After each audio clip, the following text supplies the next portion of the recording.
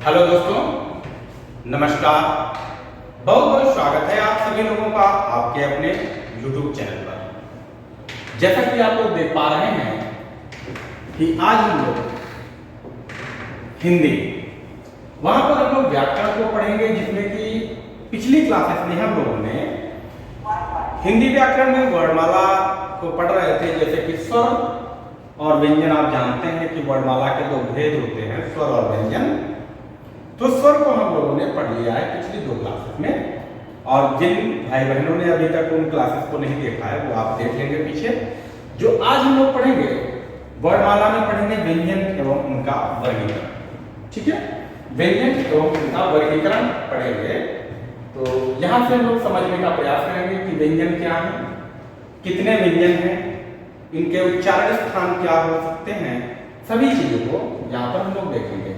ये क्लास आप सभी लोगों के लिए बहुत ही महत्वपूर्ण रहेगी, जहां पर भी आप लोगों से हिंदी पूछा जाता है, जैसे कि UPP Uttar Pradesh police constable, RO pre जो एग्जाम होता है, इन परीक्षा में आपके 6 टॉपिक होते हैं, लेकिन मेंस के लिए आपका व्याकरण इंपॉर्टेंट हो जाएगा। वहां पर आपसे डिस्क्रिप्टिव पूछा जाएगा, तो उसके लिए महत्वपूर्ण हो जाएगा। ठीक है, तो आप यहां से उसको कवर कर सकते हैं। और टीजीटी पीजीटी जो भी लोग हिंदी से दे रहे हैं उनको भी यहां से फायदा मिलेगा, क्योंकि पूरा हम लोग यहां पर हिंदी कवर करेंगे। ठीक है, तो आज हम लोग शुरुआत करेंगे वर्णमाला की। तो देखते हैं हम लोग कि वर्णमाला क्या है और उसमें व्यंजन क्या है।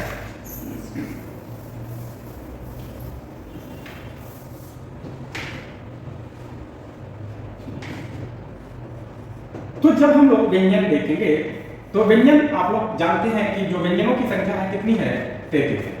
ठीक है, व्यंजनों की संख्या 33 है। तो व्यंजनों को हम लोग किस प्रकार से वर्गीकृत करते हैं। सबसे पहले अगर बात की जाए स्पर्श व्यंजन,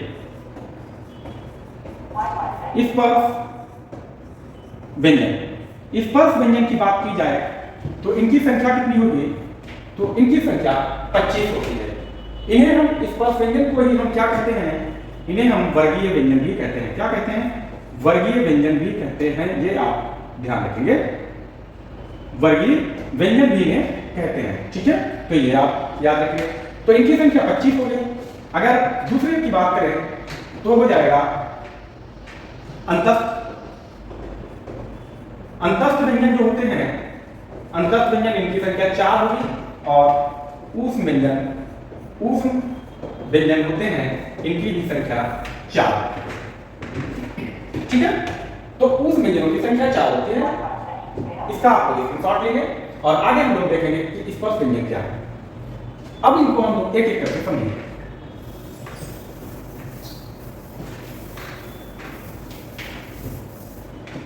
स्पर्श व्यंजन,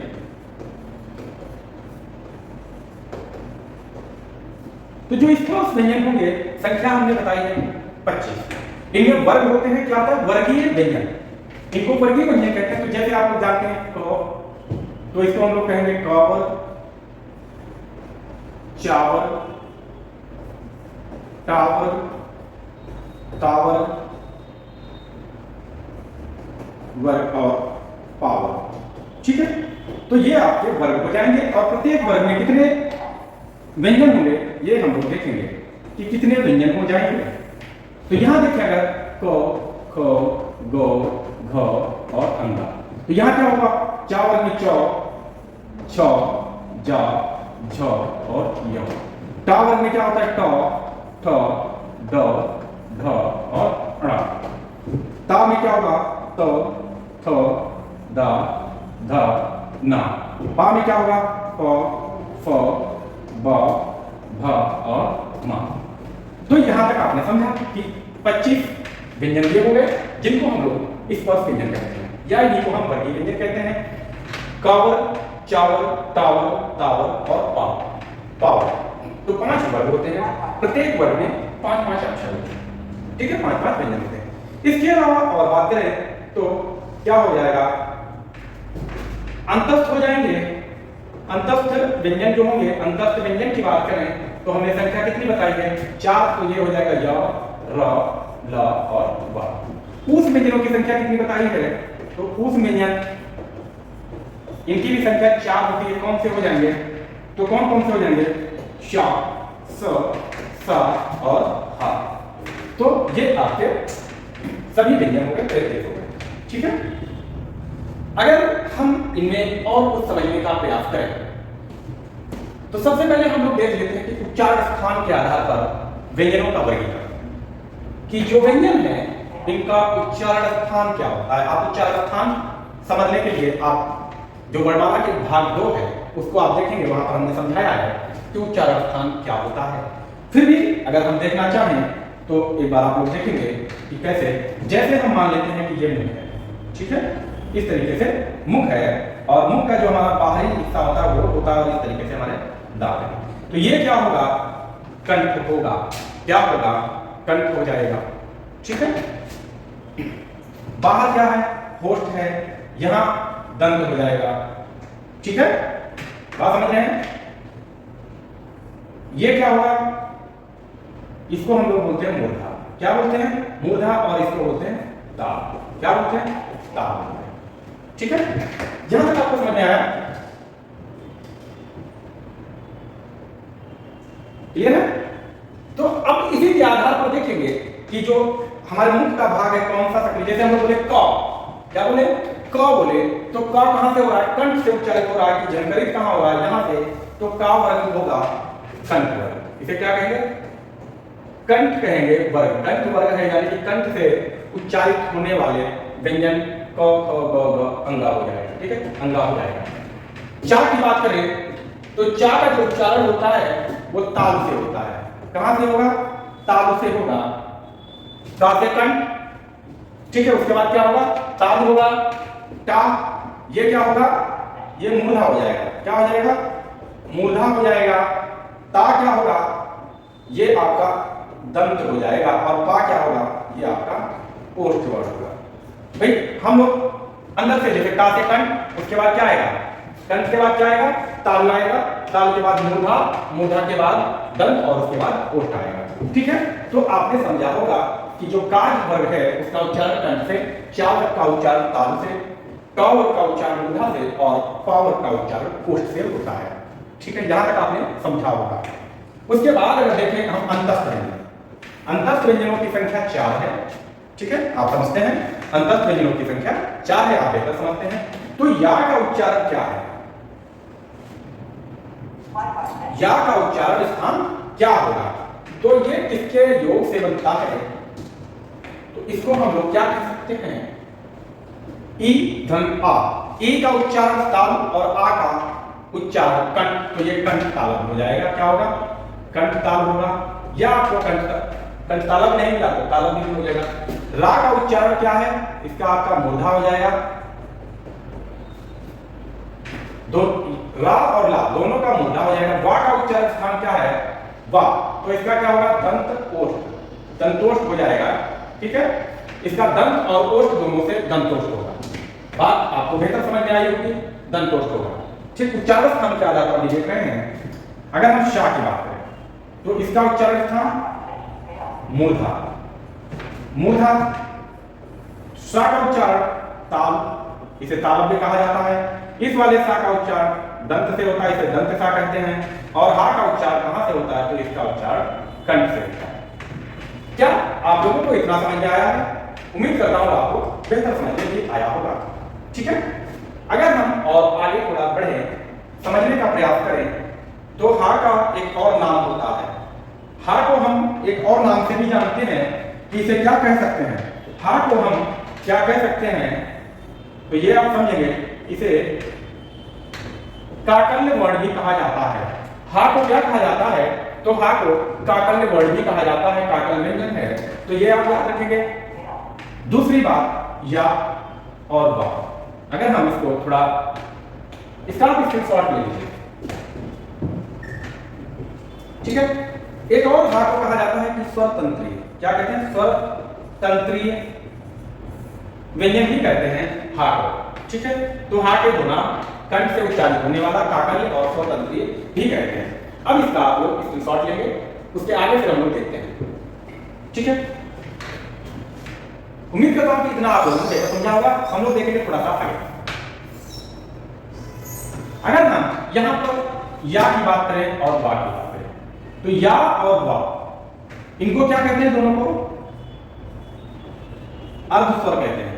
या और वा दोनों क्या हैं? ये आपके अर्ध स्वर होंगे। ठीक, आप ठीक समझ पा रहे हैं।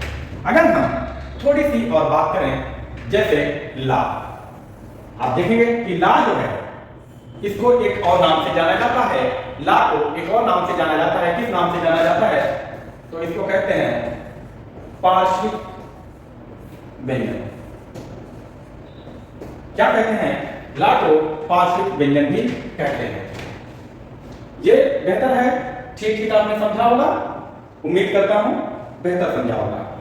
ठीक, थोड़ा सा आगे बढ़े तो ये जो आप देख पा रहे हैं वर्ण, प्रत्येक वर्ग का पांचवा अक्षर, प्रत्येक वर्ग का पांचवा अक्षर, जैसे अंगा, या, णा, ना, मा।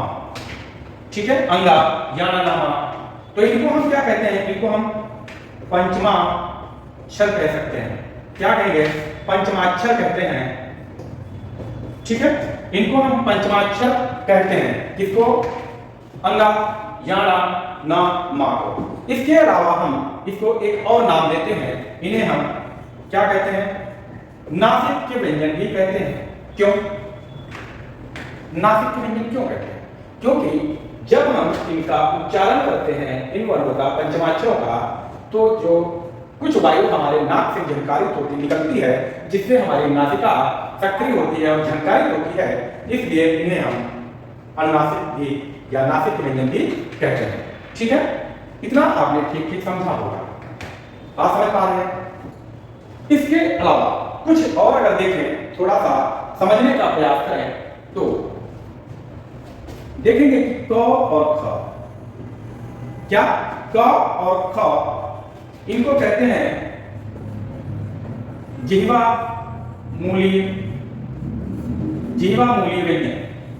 अगर आपसे पूछा जाए कि जिह्वा मूलीय व्यंजन कौन से हैं, तो आप बताएंगे क और ख बताएंगे।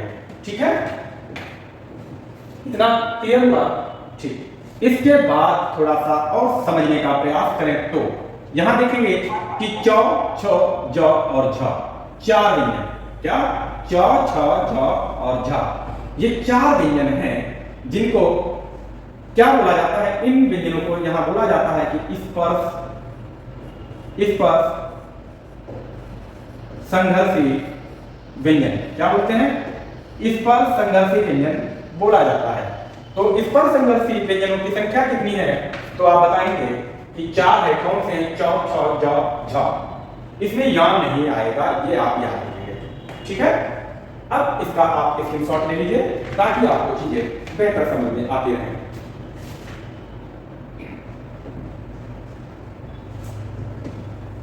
ठीक है, इसके बाद अगर हम और थोड़ा समझने का प्रयास करें, जैसे हम लोग रा को समझें, जैसे अगर हम लोग देखें रा, ठीक है, आपको ठीक ठीक समझ में आएगा कि रा जो है, इसको अन्य नाम से क्या जानते हैं? तो इसको हम अन्य नाम देते हैं लुंठित व्यंजन। क्या कहते थे? लुंठित व्यंजन या फिर प्रकंपित व्यंजन। क्या बोलते हैं? प्रकंपित व्यंजन भी इसे बोलते हैं। किसको? रा को। क्यों? लुंठित का मतलब कि जो हमें जीव है, जो हमारे, वो जब रा को बोलते हैं तो इस प्रकार से उल्टी हुई हमें महसूस होती है, लुंठित महसूस होती है, इसलिए इसे लुंठित व्यंजन कहा जाता है। प्रकंपित का मतलब होता है लपलपाना, इस तरीके से लपलपाना होता है, झंकृत होना होता है। तो जब हम रा का उच्चारण करते हैं तो हमारे जो जीव का अगला सिरा है वो कंपन करता है, कई बार कंपन करता है, इसीलिए इसको प्रकंपित व्यंजन भी कहा जाता है। ठीक है, इतना आपने बेहतर समझा होगा। क्या हम लोग आगे बढ़ सकते हैं? ठीक है, आगे हम लोग बढ़ सकते हैं। यहां तक क्लियर हुआ? अगर हम थोड़ा सा और समझें,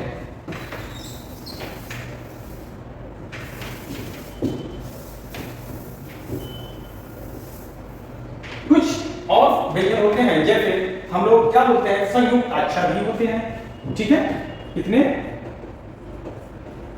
संयुक्त अक्षर।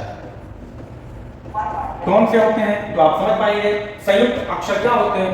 छ, त्र, ज्ञ और स्र। इनको संयुक्त क्यों कहते हैं? संयुक्त अक्षर इसलिए इनको कहा जाता है क्योंकि इन अक्षरों का निर्माण तो दो अक्षरों के मेल से होता है। ठीक है, दो अक्षरों के मेल से होता है। तो किससे होगा? तो क्ष का निर्माण जो है वो क धन सा से होगा, त्रा का निर्माण त धन रा से होगा, ज्ञ का निर्माण ज्ञ धन या से होगा और स्र का निर्माण श धन रा के योग से स्र का निर्माण होता है। ठीक है, यहां तक आप ठीक ठीक समझेंगे। अगर हम सा को भी तोड़ें तो यहां देखेंगे हम लोग इसको आधा करेंगे तो यहां से अ अलग हो जाएगा, रा को आधा करेंगे तो आ अलग हो जाएगा, या को आधा करेंगे हलंत लगाएंगे तो आ हो जाएगा और रा इस तरीके से ये हो जाएगा इसका। ठीक है, तो ये आप देखेंगे कि चार संयुक्त अक्षर होते हैं, इन्हें भी आप समझने का पूरा प्रयास करेंगे। ठीक है, इसके अलावा आपके दो व्यंजन होते हैं, ये आप नोट करेंगे। इसके अलावा और भी व्यंजनों का वर्गीकरण देख लें हम तो क्या होते हैं, जिनको हम उच्छिष्ट व्यंजन कहते हैं। उच्छिष्ट व्यंजन क्या कहेंगे? उच्छिष्ट व्यंजन कहते हैं या द्विगुण व्यंजन कहते हैं, द्विगुण या फिर ताड़न जा व्यंजन। अर्थात जो उच्छिष्ट व्यंजन है उन्हीं को द्विगुण कहते हैं और ताड़न जात भी कहते हैं। और इनकी संख्या जो है वो दो है, जिसको हम लोग एक को बोलते हैं अड़ा और दूसरे को बोलते हैं अड़ा। ठीक है, बात समझ पा रहे हैं? अड़ा और अड़ा जो हमारे मूल वर्णमाला में होता है वो डा होता है और ये ढा होता है। क्या अंतर क्या है? डा और ढा, ये अड़ा और अढ़ा होता है। ठीक है, ठीक इसी प्रकार से एक और बनता है जिसमें यहाँ पर बिंदी लगी होती है, जो का और का पंचमाक्षर है उसे हम अंगा पढ़ते हैं। क्या ये आपने बेहतर समझा? उम्मीद करता हूं कि आपने इसको भी बेहतर समझ लिया होगा। इसके अलावा हमने पहले बता दिया था कि दो अयोगवा होते हैं। क्या होते हैं? दो अयोगवा होते हैं। कितने अयोगवाओं की संख्या दो होती है। कौन सा होता है? एक को हम लोग कहते हैं अंग और एक को कहते हैं आह। तो अंगा को क्या कहते हैं? जो अंग है उसको क्या कहते हैं? इसे अनुस्वार कहते हैं और इसे हम क्या कहते हैं? इसे हम विसर्ग कहते हैं। ठीक है, इसे हम विसर्ग कहते हैं। तो इतना यहां तक आपने बेहतर समझा होगा। क्लियर है? अब अगर देखा जाए तो हम पूरी वर्णमाला को देखें कि जो स्वर हैं, स्वरों की संख्या 11, व्यंजन कितने? तो 33, 11 और 33 44, संयुक्त 48। ठीक है, 48 और दो आपके अयोगवा हो जाते हैं। क्या हो जाते हैं? दो अयोगवा हो जाएंगे, तो आपके 50 और दो आपके कुछ व्यंजन हो जाएंगे, तो आपके कितने हो जाएंगे? टोटल 52 वर्ण हो जाएंगे। ठीक है, यहां तक आपने समझ लिया होगा। कुछ और समझने का प्रयास करें जो आपकी परीक्षा की दृष्टि से काफी महत्वपूर्ण हो जाता है, तो वो हम लोग देखेंगे कि परीक्षा की दृष्टि से क्या महत्वपूर्ण हो जाता है। तो अगर देखा जाए संपूर्ण मूल स्वरों की संख्या कितनी होगी? तो 4 होगी। मूल स्वरों की संख्या तो 4 होगी। कौन सी हो जाएगी? आ, ई, उ और रे। ठीक है, मूल व्यंजन संख्या कितनी होगी? मूल व्यंजन की अगर बात कहीं पूछ ली जाए तो मूल व्यंजनों की संख्या कितनी हो जाएगी? तो वो हो जाएगी आपकी 16। ठीक है, मूल व्यंजन की बात करें और कुल वर्ण पूछा जाए, कुल वर्णों की संख्या अगर आपसे पूछी जाए तो आप बताएंगे 14 हो जाएगी। यहां तक आपको चीजें समझ में आई हैं, तो हम लोग देखेंगे आगे। ठीक है, तो हम लोग अगर आगे थोड़ा सा और समझने का प्रयास करें कि उच्चारण स्थान के आधार पर हम लोगों ने व्यंजनों को देख लिया है। इसके अलावा हम देखने का प्रयास करें प्राण वायु के आधार पर, प्राण वायु के आधार पर व्यंजन। ठीक है, प्राण वायु के आधार पर व्यंजन अगर देखें तो क्या होंगे? तो हम लोग देख रहे हैं प्राण वायु के आधार पर व्यंजन देख रहे हैं। तो प्राण वायु के आधार पर व्यंजन दो प्रकार के होते हैं। एक को हम लोग बोलते हैं अल्पप्राण। क्या होते हैं? अल्पप्राण और महाप्राण। तो हम लोग इनको समझने का प्रयास करेंगे कि अल्पप्राण क्या है और महाप्राण क्या है। अल्पप्राण वे व्यंजन होते हैं जिनका उच्चारण करते समय हमारे मुख से कम वायु निकलती है, उन्हें हम अल्पप्राण कहेंगे। और महाप्राण वे व्यंजन हो जाएंगे, यानी कि व्यंजन की बात करते हैं महाप्राण वे वर्ण हो जाएंगे जिनके उच्चारण में अल्पप्राण की अपेक्षा ज्यादा वायु से निकलती है, उन्हें हम महाप्राण वर्ण कहेंगे। ठीक है, यहाँ व्यंजन की बात नहीं करेंगे, तो वर्ण की बात करेंगे जिसमें व्यंजन और सभी और अन्य। तो अगर हम बात करें कि अल्पप्राण कौन से हो जाएंगे, तो इसके लिए आप एक सूत्र याद करेंगे, तो वो क्या हो जाएगा इसको हम लोग देख लेंगे कि सूत्र क्या होगा। अल्पप्राण लिखेंगे हम लोग 135 अंतस्थ, 135 अंतस्थ सभी स्वर। इसमें क्या होगा? सभी स्वर 135 अंतस्थ सभी स्वर हमारे क्या होंगे? ये अल्पप्राण होंगे। अब 135 क्या है ये भी समझेंगे। और यहाँ क्या हो जाएगा? 24 ऊष्म। यहाँ क्या हो जाएगा भाई? 24 ऊष्म महाप्राण हो जाएगा। ठीक है, क्या हो जाएगा? 24 वो महाप्राण हो जाएगा। इसका आप स्क्रीनशॉट ले लीजिए, फिर हम लोग आगे समझते हैं। ठीक हो गया ना? अब देखेंगे कि 135 क्या, जैसे हम लोग लिखते हैं क, ख, ग, घ और अंगा। फिर इसी प्रकार से च, च, ज, झ, य, ट, ठ, ड, ढ, ढ़, त, थ, द, ध, न। कितना हो जाएगा? प, फ, ब, भ और म। 135 का मतलब है कि प्रत्येक वर्ग का पहला, तीसरा और पांचवा, पहला, तीसरा, पांचवा, पहला, तीसरा और पांचवा वर्ण अल्पप्राण होता है। तो दूसरा क्या बचा? दूसरा और चौथा, दूसरा चौथा, दूसरा चौथा, दूसरा चौथा, दूसरा चौथा, ये क्या होंगे? ये आपके महाप्राण होगा, ये आपके महाप्राण होंगे। ये क्या हो जाएंगे? इनको हम लोग लिखेंगे अल्पप्राण, आप समझ लेंगे। ये हो जाएगा अल्पप्राण और ये भी हो जाएगा अल्पप्राण। अब समझ पा रहे हैं? इसके अलावा अल्पप्राण में क्या हो जाएगा? या, रा, ला, वा। इसके अलावा अल्पप्राण में क्या हो जाएगा? स्वर हो जाएंगे, सभी स्वर आपके अल्पप्राण हो जाएंगे। महाप्राण की बात करें तो क्या हो जाएगा? देखो दूसरा और चौथा, उसके अलावा क्या हो जाएगा? श, श, स और ठ, महाप्राण हो जाएगा। ठीक है, यहां से आपको देखा समझा होगा, मैं बताऊं आपको बेहतर समझ में आया होगा। तो आज के लिए हम लोग इतना ही रखते हैं। कुछ चीजें और रह गई हैं, कुछ स्वर नाम के आधार पर व्यंजन को देखना है, उसको हम लोग कल करेंगे। ठीक है, तो यहां हम लोगों ने देखा है प्राणवायु के आधार पर।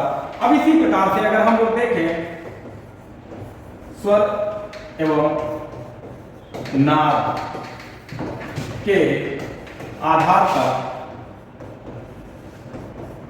पर वर्ण अगर हम लोग देखने का प्रयास करें कि स्वर एवं नाद के आधार पर वर्ण कितने प्रकार के होते हैं, तो ये दो प्रकार के होते हैं। एक को बोलते हैं अघोष, और दूसरे को बोलते हैं सघोष। क्या बोलते हैं? अघोष बोलते हैं और सघोष बोलते हैं। ये आप लोग बेहतर समझते होंगे। तो अगर अघोष की बात करें तो 12 शकार अघोष। ठीक है, 12 सकार अघोष। सकार का मतलब क्या होगा?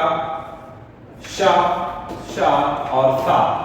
ठीक है, यानी कि 12 का मतलब पहला, जैसे का लिखा और खा, यहां पर क्या लिखेंगे? चा और छा। तो प्रत्येक वर्ग का पहला और दूसरा वर्ण तथा स, श और सा, ये आपके क्या होंगे? ये आपके अघोष हो जाएंगे। और बाकी सभी बचे हुए वर्ण आपके क्या होंगे? क्या हो जाएंगे?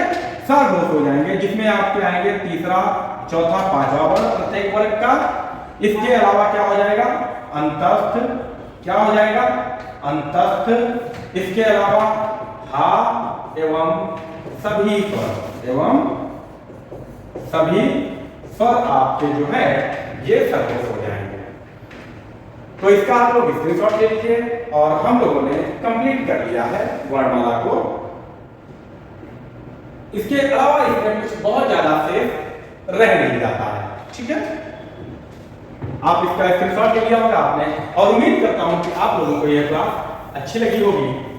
अगर आप लोगों को क्लासेस अच्छी लग रही है तो आपसे क्या चाहिए? क्या लाइक की उम्मीद करते हैं कि अगर आपको वास्तव में क्लासेस अच्छी लग रही है तो आप इसको लाइक कर दिया करें, ताकि इससे पता चलता रहता है कि आप लोगों को कि वीडियोस कैसे लग रही, क्लासेस कैसे लग रही और हमारा कंटेंट आपको कैसा लग रहा है। एक काम और आप लोग कर सकते हैं हमारे लिए, हमारे सहयोग के लिए कर सकते हैं कि वीडियो को आप लोग ज़्यादा से ज़्यादा शेयर कर सकते हैं।